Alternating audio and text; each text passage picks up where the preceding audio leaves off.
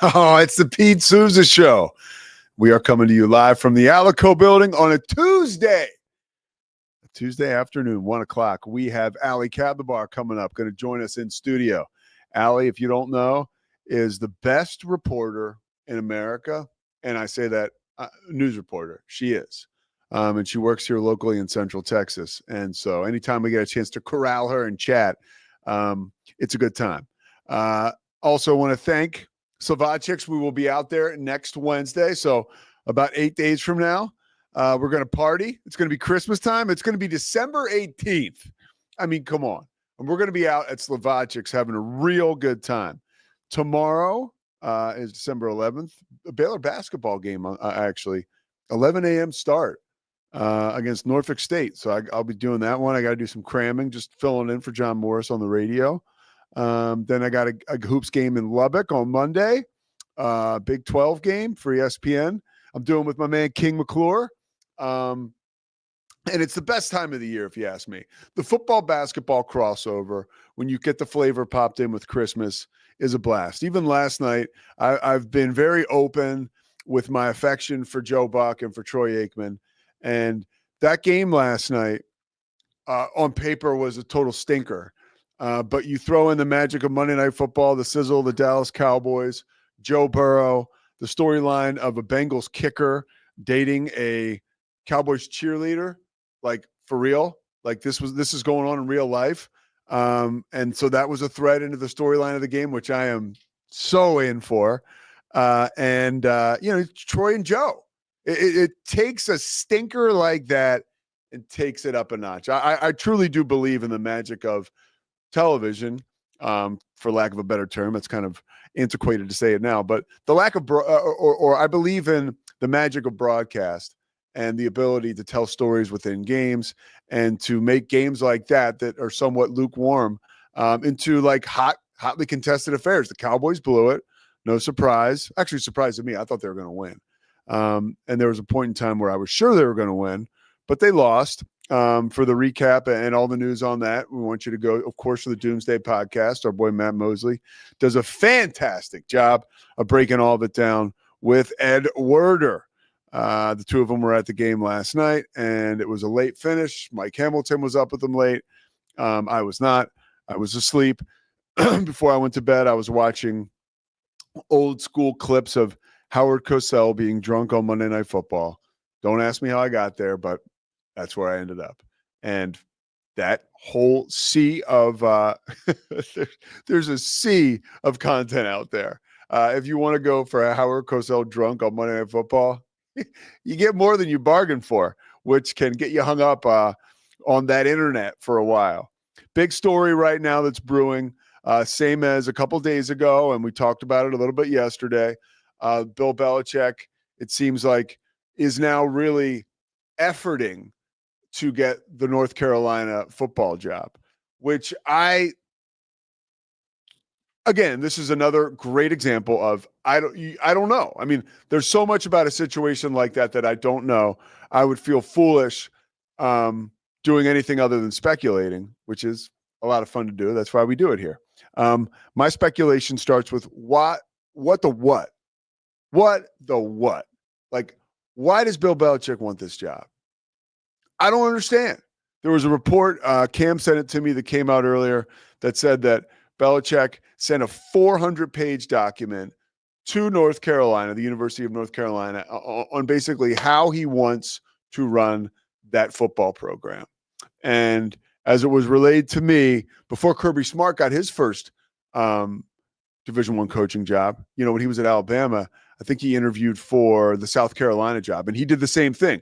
Presented this detailed document, large, that said, hey, here's how we're going to run this. And it takes a lot. It's like, what do they say? It takes a village. Like, well, this village also needs a lot of money behind it. And South Carolina said to Kirby Smart at the time, hey, we can't do this. We can't finance this. We don't have the bandwidth to handle this type of commitment that you want to put towards the football program. It sounds like Bill Belichick did the same thing. Because he wants to run it. In Kirby's case, he wanted to run it like Alabama. In Bill Belichick's case, I'm not sure either way. Disappointing for me as a fan. I can only look at this selfishly. I feel like I'll lose. And this is somebody who I'm fortunate enough to color or do some college football for ESPN.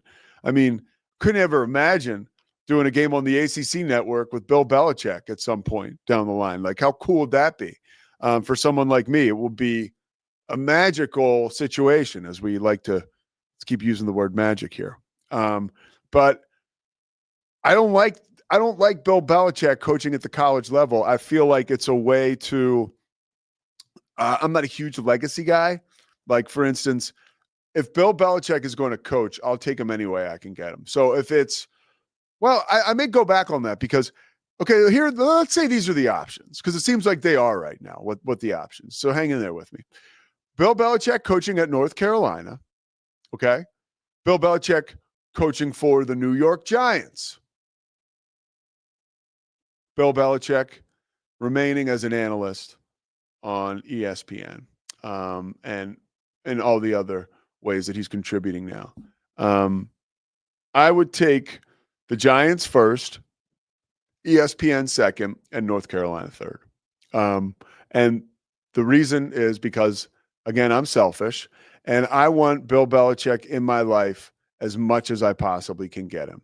That is me getting rid of the whole legacy talk and just look, a guy like Bill Belichick, there's never going to be another one like him. And his personality is different. It's, as much as it's not fun, it is fun. He's brilliant coaching wise.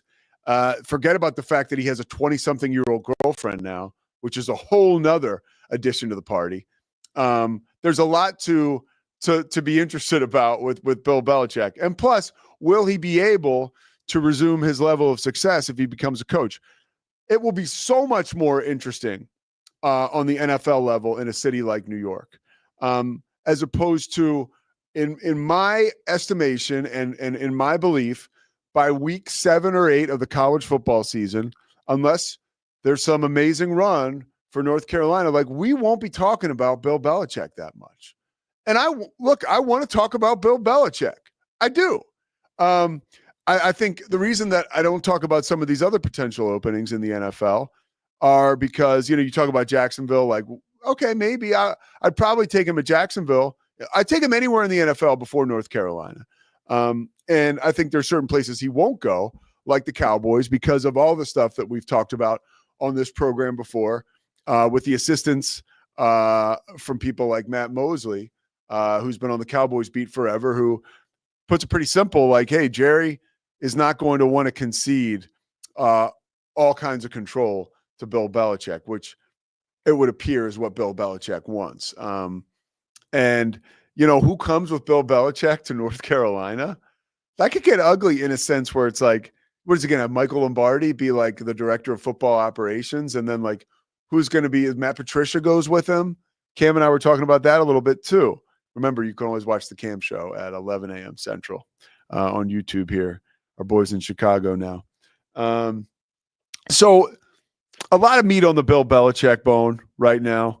I stand pat in saying I want him in the NFL with a big league organization like the Giants. After that, I love what I'm getting from him content-wise on ESPN, whether it's with the Mannings, whether it's with Pat McAfee.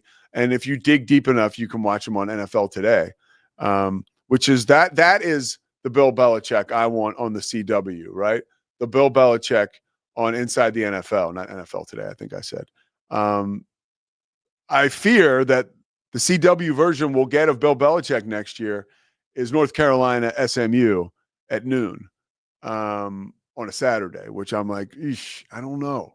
And maybe North Carolina Wake Forest, right? Like, that's so there's a lot of speculation going on around Bill Belichick right now. I think look, I've said it and I'll say it again, and you could throw this away.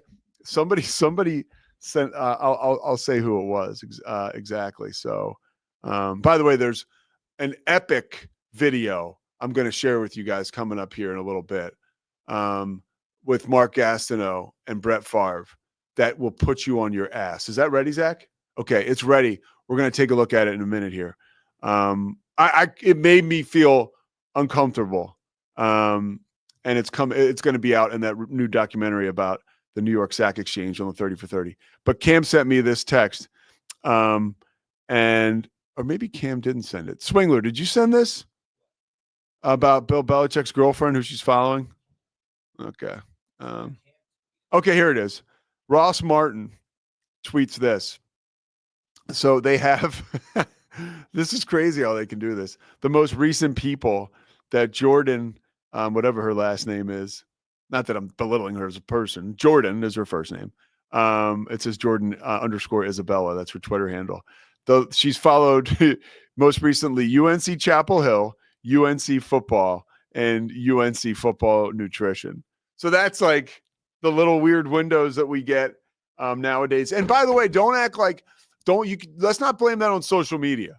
Like really good NFL insiders or college football insiders 2 decades ago were going through guys' trashes and staking out airports. Like, don't give social media a bad name. That's reporting. So unfortunately, this young woman may get maybe put in weird positions that she's probably not crazy about, but it's not the first time this has happened. It's a rough business, but I'm sure the benefits are outweighing the negatives. First of all, she's newly in love. Bill Belichick's, there's some pretty cool stuff I would imagine that comes with being with a guy like that. So all that to be said, there's all kinds of arrows pointing towards Bill Belichick coaching at North Carolina. I am not crazy about it. I want to go on record with saying I'm not crazy about it. I feel like we got a couple good years left of Bill Belichick coaching, and I don't want to see him do it at the college football level. My last thought on this is maybe he wants to do it because that's the only place he can go and have the amount of control that he would like to have. But I would also like some of these NFL owners to snap out of it. And this should have happened last year. Like he should have gotten any job he wants. That's my opinion. And there's too many subpar coaches out there anyways, coaching in the NFL. You just can't convince me Bill Belichick shouldn't be coaching in the NFL this season. But here we are. Interesting decisions abound. The Mark Gastineau thing I brought up. So I've mentioned a couple times I got Gastineau over my shoulder right here with that Lawrence Taylor. See that arm? That's Gastineau. That's a cover with the two of them. And see if Scotty or Zach, if anybody was on that, maybe somebody would have hopped up and zoomed out. But what are we going to do? I got two guys sitting here, 2 donkeys sitting here. Now we're all laughing. Zach, don't do it. All right. Zach's going to do it. So Zach's going to do it. So we're going to hit the rewind button. So I love Mark Gastineau. There he is. Look, that's Mark Gastineau right there. Thank you, Zach. All right, we can go back. Zach. All right. So the ultimate asshole radio host. So anyways, I love Mark Gastineau. I've been infatuated with him since I was a little kid. I was a defensive end, rush end. I liked the idea of putting on a football helmet and kind of going into the character and being flamboyant. And there was no character like Mark Gastineau. Every time he made a big sack, he would dance around. It was crazy. I'd never seen anything like it. It was like Billy White Shoes Johnson.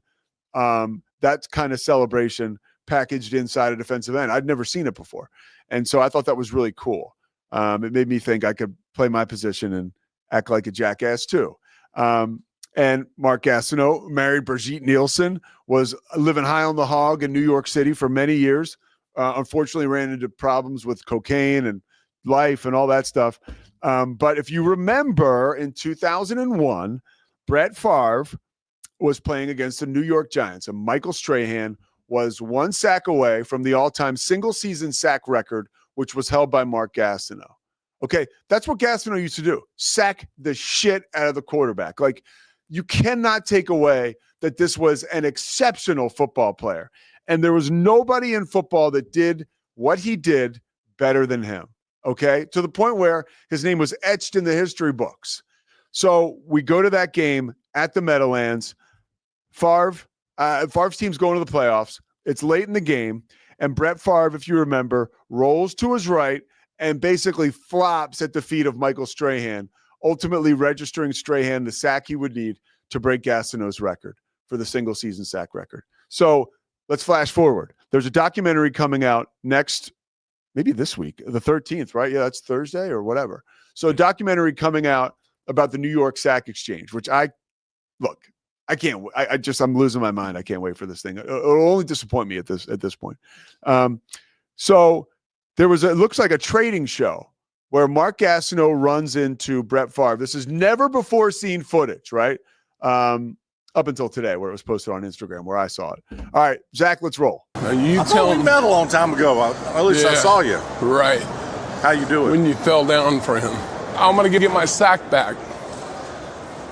I'm going to get my sack back, dude. You probably would hurt me. Well, I don't care.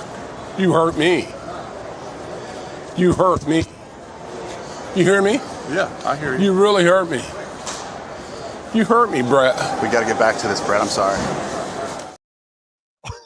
I mean, that's like the Real Housewives. That is unbelievable. First of all, there's so much to that story that is compelling for me. One, good for you, Mark Gastineau. That's a difficult thing to do, to let somebody know how you feel in a moment like that. But that's the only chance you're probably going to get. And that was awkward as it can be. Two, tough luck, Brett Favre. That came home to roost, dude. That was a BS move at the time you did it. You actually went on record afterwards saying you did it because you thought Mark Gastineau was a fraud and sucked, in your own way of saying it, okay? And you probably never thought you would come face to face with a Mark Gastineau who would say that to you. So it's one of those things, is Brett Favre this evil guy? No, but he did something that was kind of crappy, and he got called out for it. And it was whoa, what a scene, right? And how could Mark Gastineau, somebody who was this big monster of a man who had all kinds of, dark clouds following him along with his demons throughout his life, he becomes a victim. I never thought I'd see that, but he said, you hurt me, because it's true. Gastineau earned that record. Like it or not, whether he was an asshole or whatever, he earned that record on the football field. The way that Strahan got that record was rubbish. Rubbish. And again, nobody's taken away from Michael Strahan and his dominant NFL career, but in a vacuum, that sucked that Brett Favre did that. And let's go one more time, Zach. Can we play it one more time? It's worth playing again. I thought we met a long time ago. At least I saw you. Right. How you doing? When you fell down for him. I'm going to get my sack back. I'm going to get my sack back, dude. You probably would hurt me. Well, I don't care. You hurt me. You hurt me. You hear me? Yeah, I hear you. You really hurt me. You hurt me, Brett. We got to get back to this, Brett. I'm sorry. Now, one thing Favre could have said, now we're really diving deep into this one. It's dude, it was 23 years ago. But I guess that was Gastineau's shot.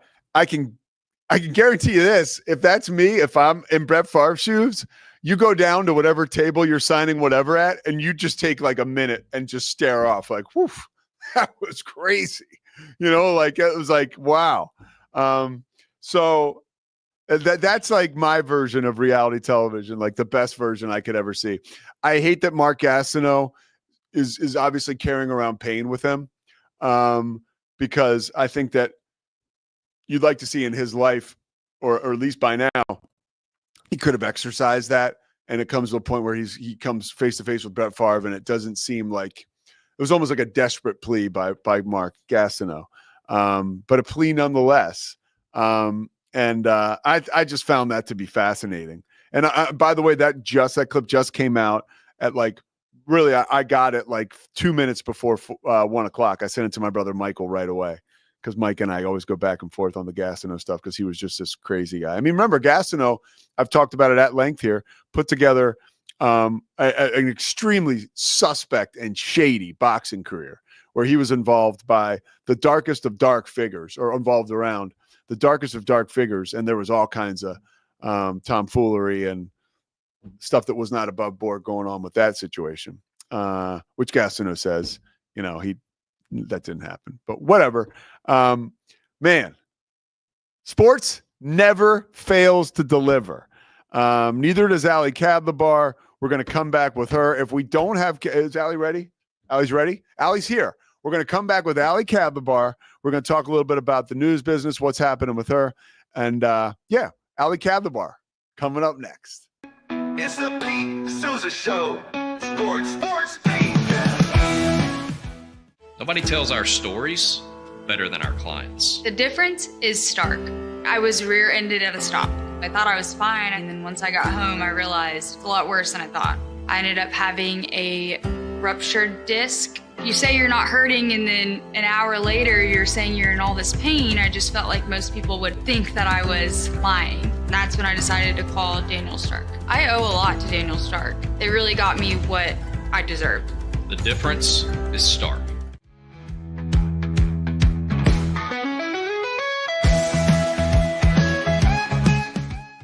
We definitely love our relationship and love Extraco. It's been an amazing experience. They made the PPP process easier. They were reaching out to me saying, what can I do to help you? That made a huge difference because my stress level, when we shut down, to afterwards was night and day. Our experience with Extraco has been phenomenal since the very beginning, so we love Extraco.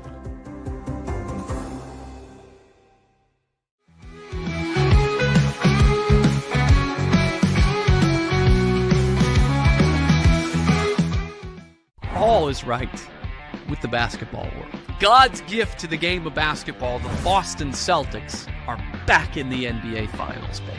I don't think the Mavs did anything special. They played well enough to win and win pretty good. You know what I mean? Yeah. I thought the Celtics didn't show up to play at all, and maybe if they showed some fight in the second half, they would have lost by 15 or so. Is he in the Red Sox Team Hall of Fame? He is also in the Red Sox Hall of Fame. Something about this guy being in the Team Hall of Fame. Yeah, I did. So, deserving, man. Which seems like it fit. Sports. Hey. Hi, everyone. I'm Pete Sousa. Welcome back. Allie, stop. Allie just asked me a question about what something was, and I said I was about to give her like a BS answer, and then you're friends with someone. I was like, I don't know. I should know, Allie, but I don't know what it is. I'm sick of having to act like I know when I talk to people. Well, I mean, you don't act like you know anything with me, so. Allie, you talked about. So we were talking about how work can be emotional, especially in the news business, which is the business you're in right now. A naturally happy, exciting, somebody with zest for life. But, the news business can be soul crushing at times, even though it's very important. But you just brought up a time. I said, Allie, was there ever a time when I made you cry? Because we worked together for a long time. And I would sometimes give you some real feedback because I wanted to make you better. Now, you started to tell the story and I said, stop. I think this is something we could capture. So really, let's go through the story again. Okay. So I was doing a story about this lady and she was remembering her dad through music, I think a show that she was doing. Okay. And I just felt the need to buy her flowers. Okay. And so I filmed it. I forgot why, but it had a reason to it. Obviously not a very good one, but I filmed it. And it was definitely not with the intention of look how amazing of a person I am. Because I'm not. I'm definitely not. I don't think that about myself. But I filmed it and then we did it as a crosstalk where I was like, hey guys, hey Pete and Keisha, look at this.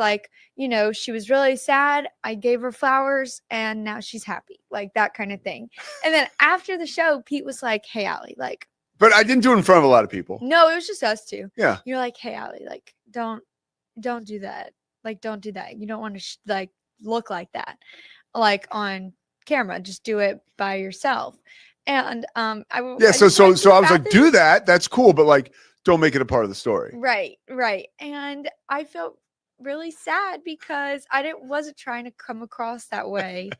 And I was scared that I did. And then Pete Sousa told me that not to do that again. And I went to the bathroom and cried. I had no idea this ever happened. But, I don't cry very often. It takes a lot to make me cry.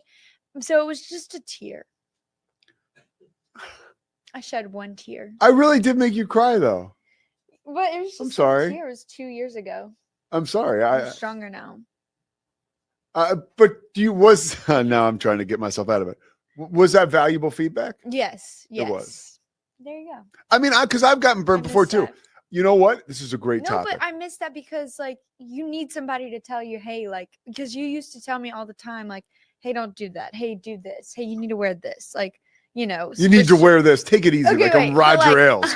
It was the opposite of what people might think. I was like, Allie, if you show up to people who are living in squalor and it's flooded, like don't show up in like a prom dress. Like that's the time where you wear, right. long So- pants and I appreciated that feedback because yes, it Allie did. hates golf. She hates golf shirts. We had to get Because- past that. I do hate that. But unfortunately have gotten into this thing where like whatever Pete Sousa says is like gospel. That's not true. And That's not true. well, I'm like, well, if Pete says it, he's sometimes right about things. Well, so no, I'll listen but to Pete. And when it's coming to important conversations, I try to either relay what experience I've had or what people who I think very highly of have relayed to me. Like the other day, Allie was being she was having a I pity was party. feeling down. She was having a pity party. So I have experience in Alcoholics Anonymous. Allie does not. But in one of my favorite groups that I go to, my friend Clint always says when we're complaining a lot, he says, why don't you go down to Pennsylvania Hospital and find one of the kids that's in a wheelchair right now and is bald because they're very sick and who wasn't born that way, and tell them how you feel and why you're feeling that way. That's what Pete said to me, and then I took it to heart, and then I It was changes like, your wait. perspective. I was like, wait, wow, life is okay. Life is not that bad. Not as Right. bad. I even And thought yesterday. it's affected me every day since then. I'm like, wow, you know. It was yesterday, Allie. No, it was Friday. Okay, Friday. Yeah, it's true though. It's good advice. But I want to talk to you about something that happened this morning. And I don't care. This person can see this. It doesn't matter. You got pulled So- over. No, so my friend Christy Soto won an Emmy. Okay. I saw that. So gets interesting. So Christy won an Emmy, and she posts that she won an Emmy on Facebook, probably where you saw it. She texted. Christy is diehard news biz, like more so than anybody I know. She grew up a part of her life in Colombia, did not have much money. It's been really her and her mom against the world, and she has worked her ass off to become a successful journalist and to tell stories. That's important to know because when Christy wins an Emmy, overcoming a lot, growing up with nothing, it means so much to her. So she wants to trumpet the good news like she did.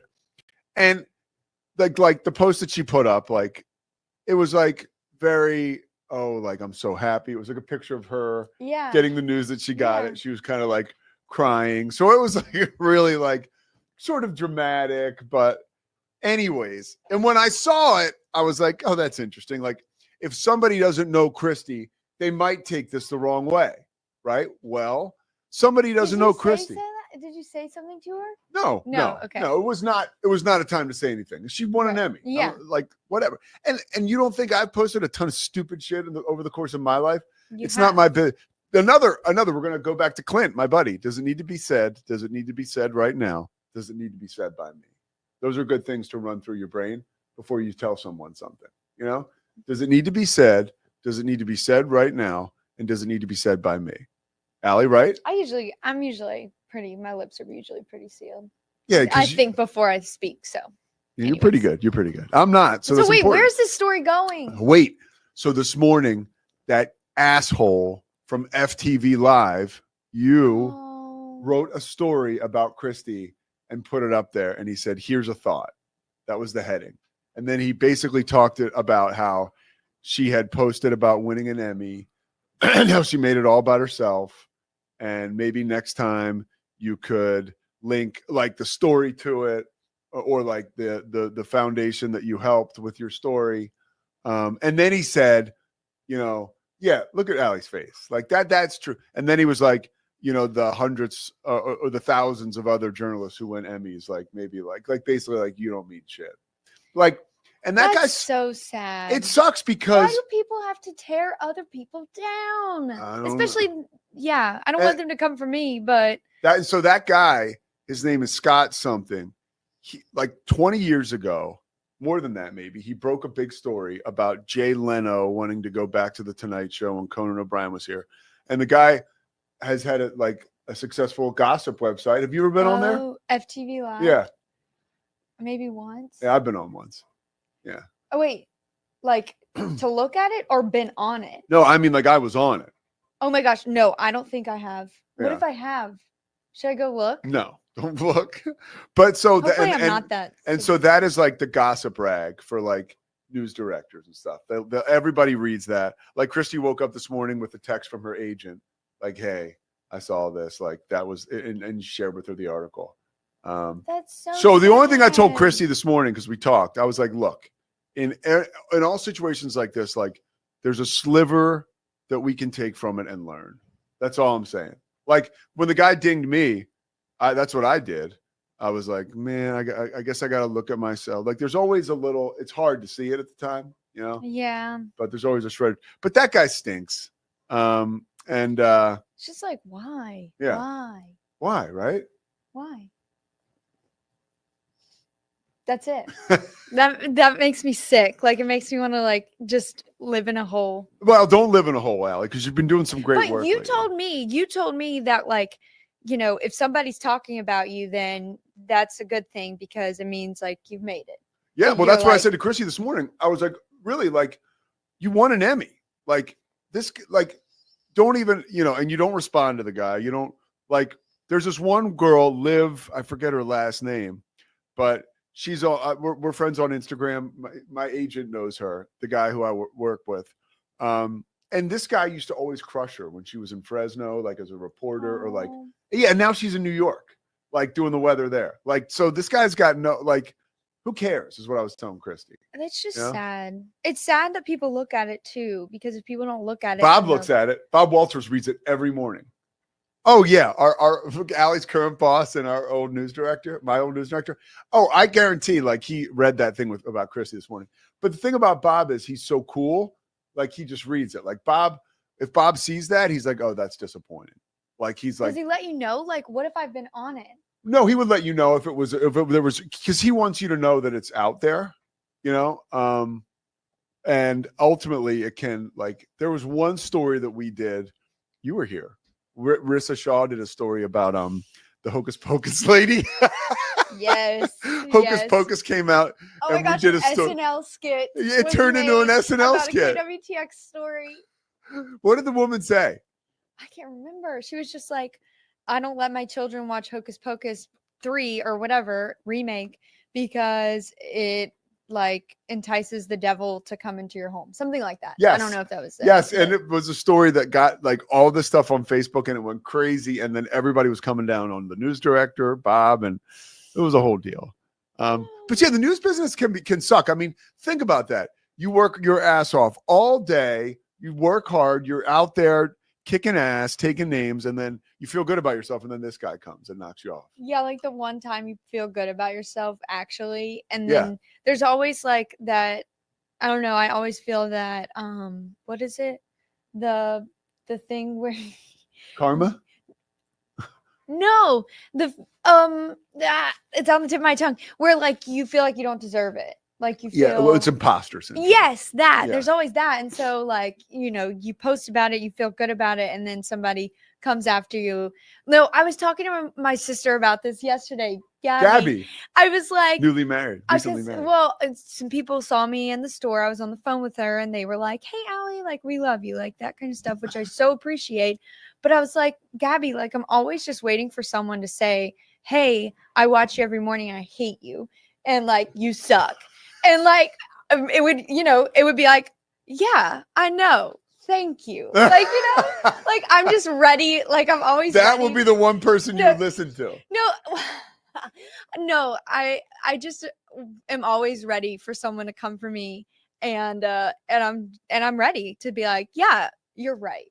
Like I feel that about myself. So I mean, but you have to remember, like, see, you're I was just talking to my sister about your intentions are pure. Like you do a good job. Like you put those stories out there because they mean so nobody should be able to say anything that can knock you off.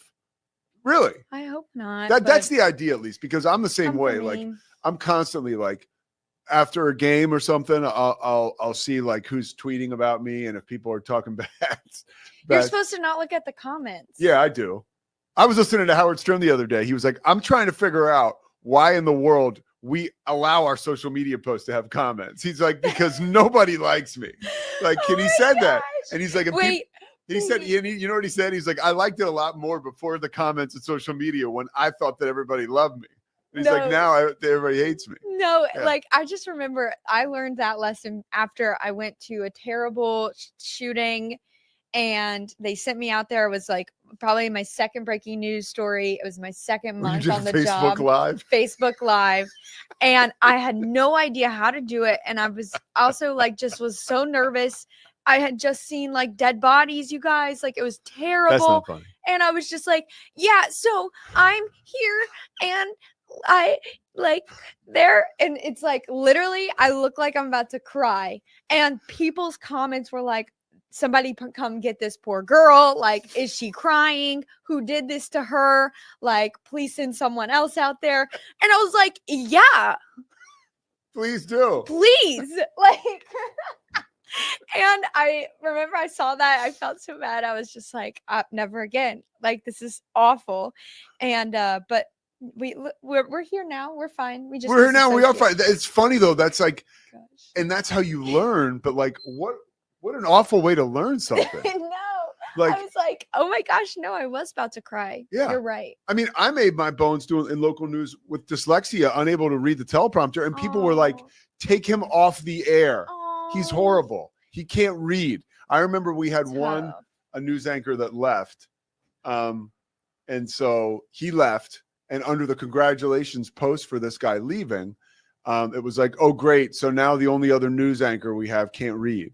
Oh, gosh. And I just liked the post. No, that's what I did that to somebody. I was doing a Facebook Live and they commented and said that I was a bottle blonde.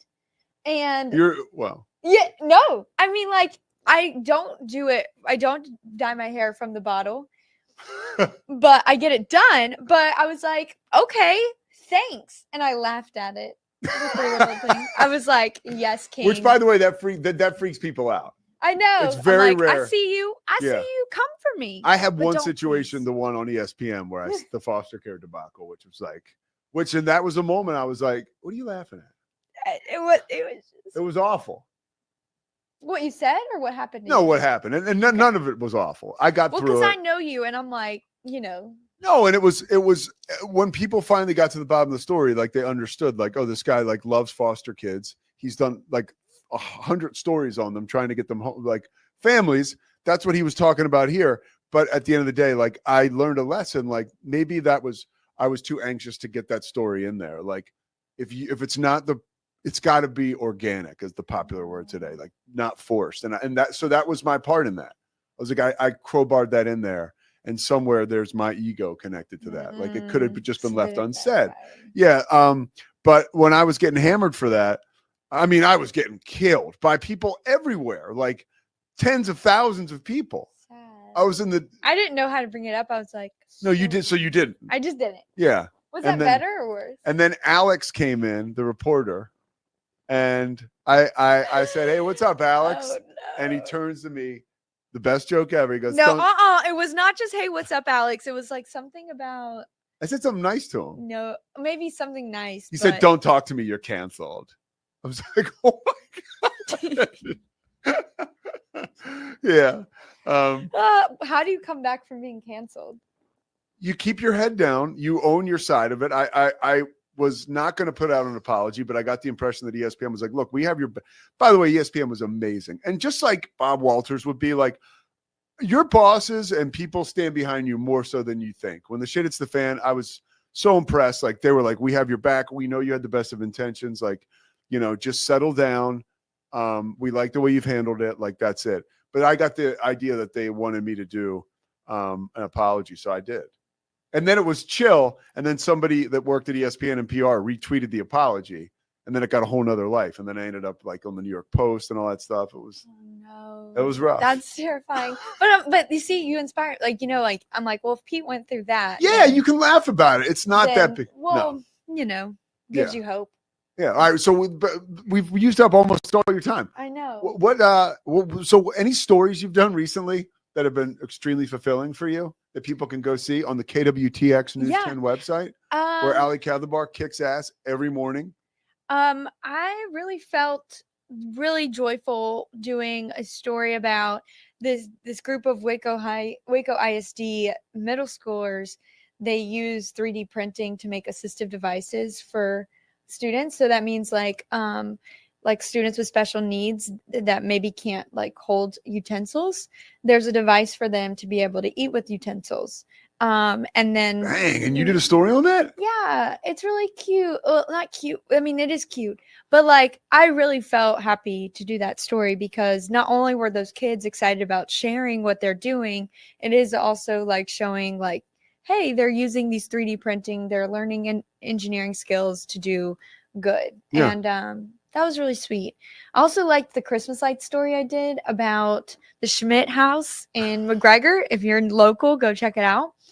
It's their last year doing it. Why? They've been because the husband has cancer and he is unable to just do it all anymore. And they want to travel, they want to, be able to do things during the holiday season. So I think they're just kind of retiring from it. And so it was really great to see like the husband or Mr. Schmidt come to life whenever I started like asking about his display and he was showing it to me. And I love that because you could tell he's really passionate about what he's doing and what he did.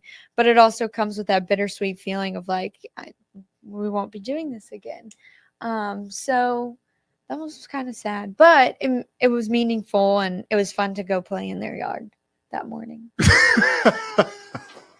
I like to go play. But honestly, like December, if you're not doing a Christmas story, it's really hard to do stories. Really? Because a lot of people and places that you normally do a story with, they're doing something like Christmas or toy drives or like XYZ. Anything? What's going on with the latest toy drives? Anything going on? Like toys? Well, Toys for Tots, KWTX. Drop off your toys, 6700 American Plaza. If you're not local, just donate. Have you gone out to any of the sites yet? I'm just curious. That's meteorologists. Oh yeah. I need to do that though. I need to bring toys. I need to bring toys tomorrow. So at the end of all these shows you just talked to us about, do you present all your subjects with flowers on camera? Do you?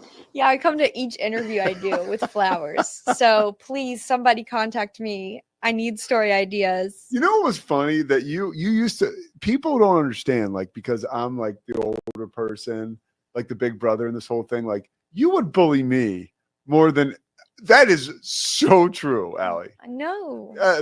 She would do all kinds of awful things to me. I don't, literally, people, who's going to believe that? Mike?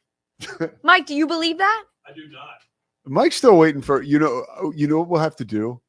We'll have to re-release our Festivus episode. Oh my gosh. Wait, you know yes, that's what we're gonna do. Yeah, you know who you bully more than I bully you? Andy, my dog. The ugliest dog you've ever Here's seen. a picture of Andy. Boom. Oh. Just kidding. All right, so you're going to get your hair done? Yeah, I'm going to get my hair done. I really need. Will you come to Look at Slovakia this next line. Wednesday? Next Wednesday? Oh yeah, I can do that. You can? Why? What time? Because probably like 1 o'clock. Come on, you can do it on your way out of town. No, I can. Are you I'm not arguing. I'll go. Do you think you'll get engaged over the holiday season? Oh my gosh, no. Has Jared texted you? I'm just kidding. Wait, oh my gosh, real quick. I thought about giving your number to Jared and my mom because actually they were not concerned. But I woke up like 2 weeks ago to a phone call from Jared and I fell asleep at like 5 and he called me and it was 9:45 p.m. on a Monday. Yeah, I'm boots on the ground. I can find out what's going on. Yeah, I know. So I was like, well, first of all, I was like, Jared, were you worried about me? Why are you just now calling me? And he was like, no, I thought you were fine. I was like, no, you should not think I'm fine. You should always assume the worst. And then my mom wasn't even worried. But I was like, just in case, I'm going to give him your number. Do they have my number? No, I need to send it. Send it to him. All right. Okay, I'll do that right now. 1 second, guys. No, I'm just All kidding. right, Allie Kadlabar, thank you so much. We'll see you next week at Slovacek's. Yeah. What are we doing? See you, Allie. Bye. It's the Pete Sousa Show. Sports, Pete. Nobody tells our stories better than our clients. The difference is stark. I was rear-ended at 70 miles an hour. I was injured, had a concussion. The insurance company, they delayed. They were playing games from the initial conversation. They weren't going to help me. The biggest thing I learned through this is that you can't go through this alone. I called Daniel Stark. They were going to help me and everything was going to be all right. Daniel Stark got me 10 times the insurance company offered. The difference is stark. We definitely love our relationship and love Extraco. It's been an amazing experience. They made the PPP process easier. They were reaching out to me saying, what can I do to help you? That made a huge difference because my stress level, when we shut down, to afterwards was night and day. Our experience with Extraco has been phenomenal since the very beginning, so we love Extraco.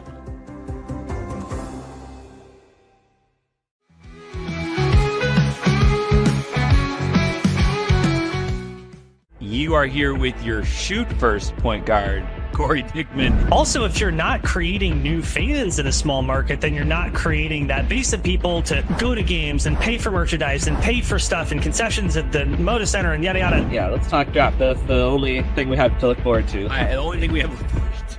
That's what I will teach my son. You will teach your daughter as Blazers fans. It's like, look, the two most exciting times of the year for us are the draft lottery and the draft itself. Like, here we are. This is our thing. Give me some memories and thoughts. I know you had mentioned the first time you had met Bill.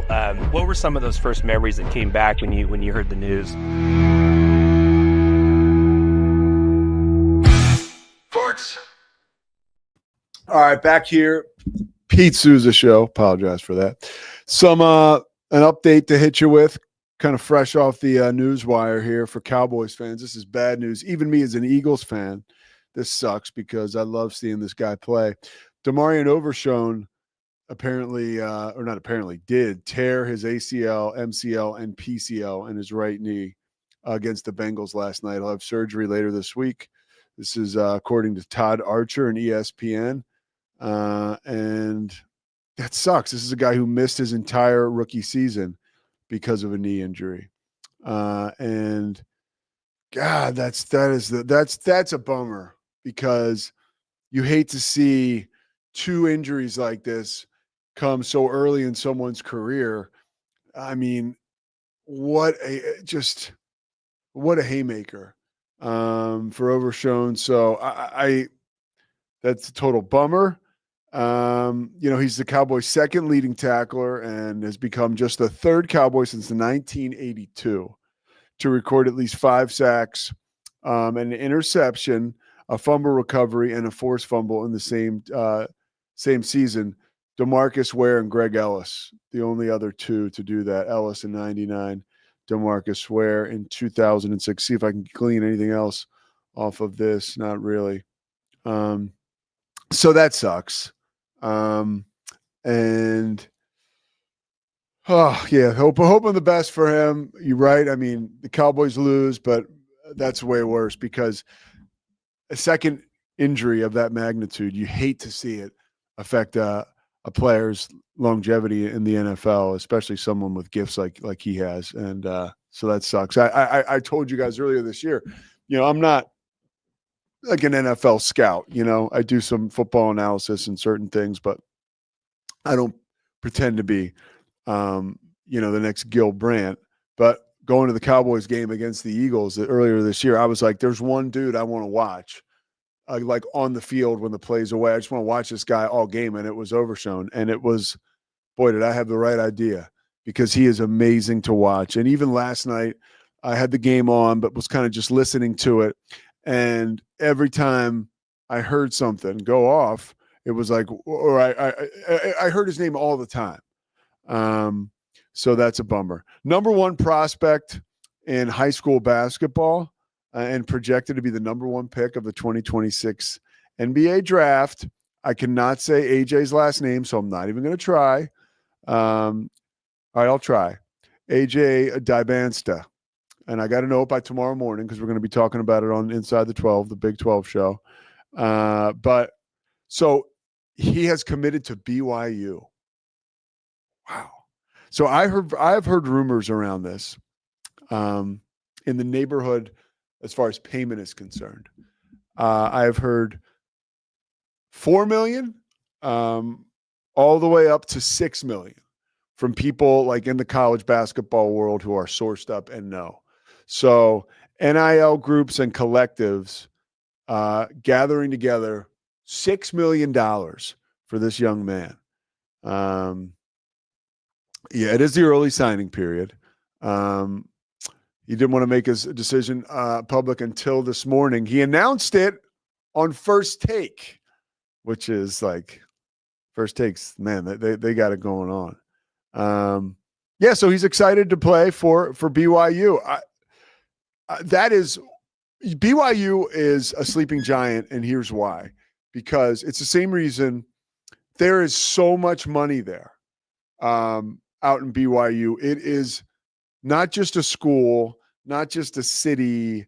It is a country of because they're all over the place. BYU grads, LDS members with deep pockets. And if you look at BYU, for me, like somebody who's been around college and why this makes sense that they would have been able to drum up all this money.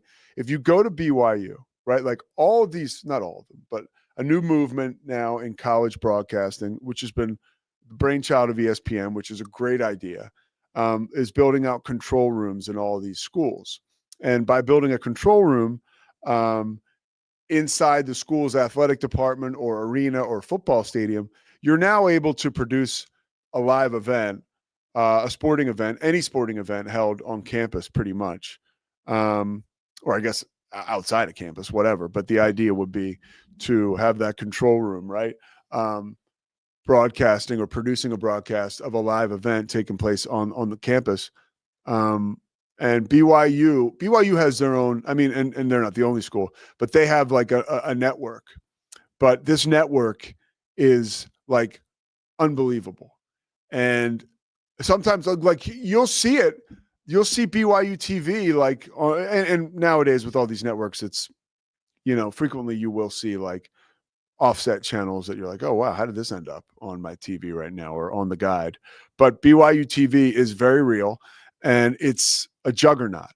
And I asked an executive from ESPN last year when I was out there doing a BYU game because we used the control room.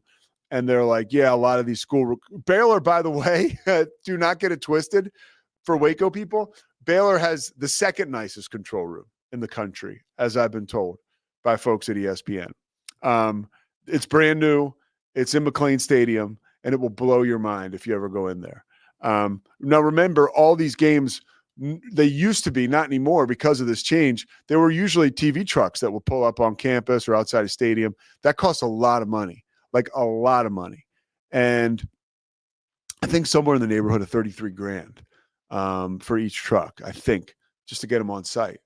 And so BYU has their own station, like I said, their own network, and it's like the best. And I remember asking this executive, like, how do they have so much money? How are they able to do this? And he talked about BYU, the Church of Latter-day Saints, the support behind the school, and ultimately the finances behind the school that are unlike any in the country pretty much. So when you see that this young man has decided to go to BYU, and when you hear a number like $6 million, like don't let it knock you over to the point where, oh, I don't believe it. Another thing too, you go out to BYU, man, it's unbelievable out there. It's beautiful. Provo's beautiful.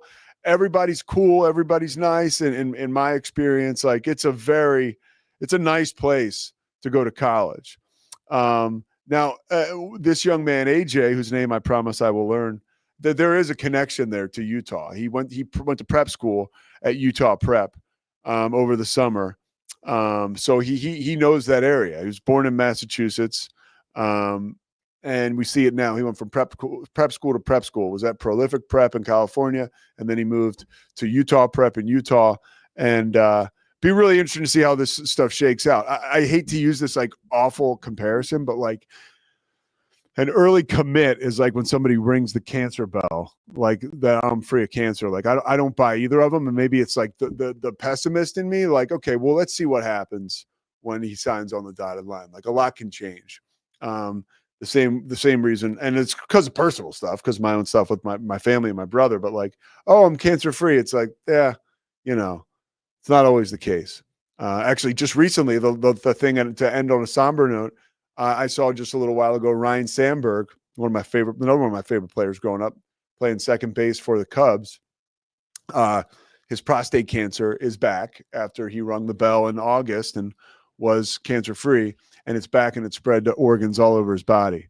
So thinking about him and his family, that news sucks because, and to go further on the cancer thing, it's V week with ESPN, and everybody, like, it is frightening that when you start to really talk about cancer, as now somehow we got down the rabbit hole on cancer, but as you talk about cancer, everyone has been affected by it. I mean, like everyone up to a certain age, right? Like has been affected by it, and it's just the worst.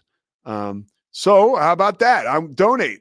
And if you don't donate to the V Foundation, v.org, then go ahead and donate somewhere else to cancer research, and go ahead, see if you can take a bite out of that monster, because we've come a long way, right? With like the testing and a lot of the medical stuff we can do, but we can always do more.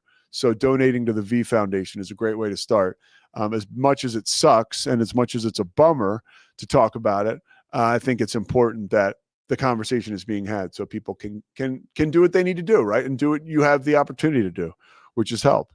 I actually thought about donating last night, but of course I didn't do it. Now I'm going to do it. How about all the times we think about doing nice stuff? Do we do it? I'm going to try to do it. All right, that's all for the Pete Sousa Show today. We will be back and better than ever tomorrow. We'll be on the heels of a Baylor basketball game. They played Norfolk State. I think they set all kinds of records last night, beating up on Abilene Christian. Yeah, we'll keep rolling tomorrow. But thank you so much for joining us today. Thanks to Slovacics, Allie Cadlebar, Zach Burke, and everybody else. We'll see you on the flip side. It's the Pete Sousa Show. Sports, Pete. Nobody tells our stories better than our clients. The difference is stark. I was rear-ended at a stop. I thought I was fine, and then once I got home, I realized it's a lot worse than I thought. I ended up having a ruptured disc. You say you're not hurting, and then an hour later, you're saying you're in all this pain. I just felt like most people would think that I was lying. And that's when I decided to call Daniel Stark. I owe a lot to Daniel Stark. They really got me what I deserved. The difference is stark. We definitely love our relationship and love Extraco. It's been an amazing experience. They made the PPP process easier. They were reaching out to me saying, what can I do to help you? That made a huge difference because my stress level, when we shut down, to afterwards was night and day. Our experience with Extraco has been phenomenal since the very beginning, so we love Extraco.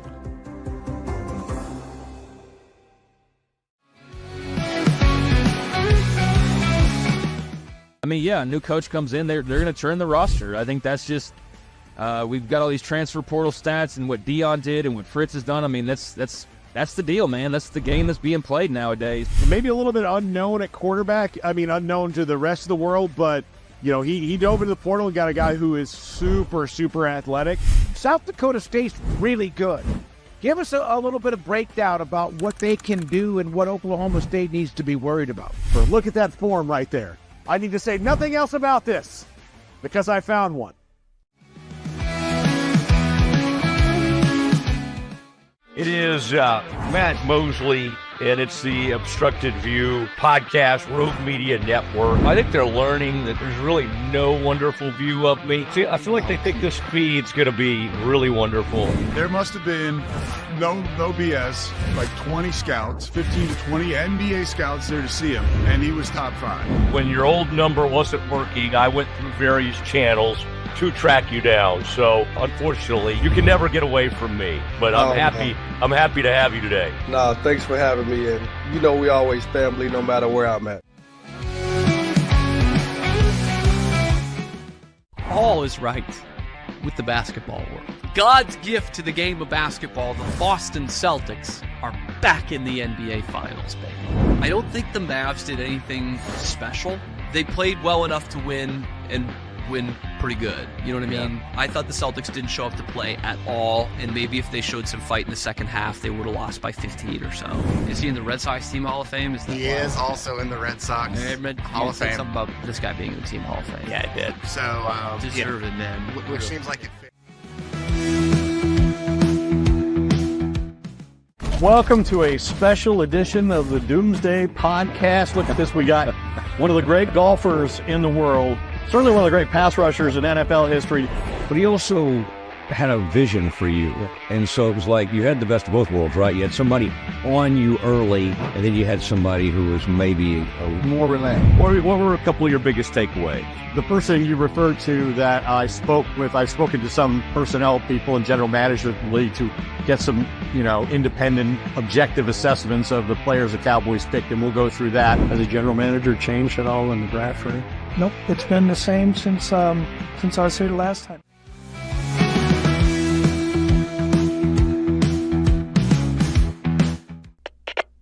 We are Rogue Media Sports.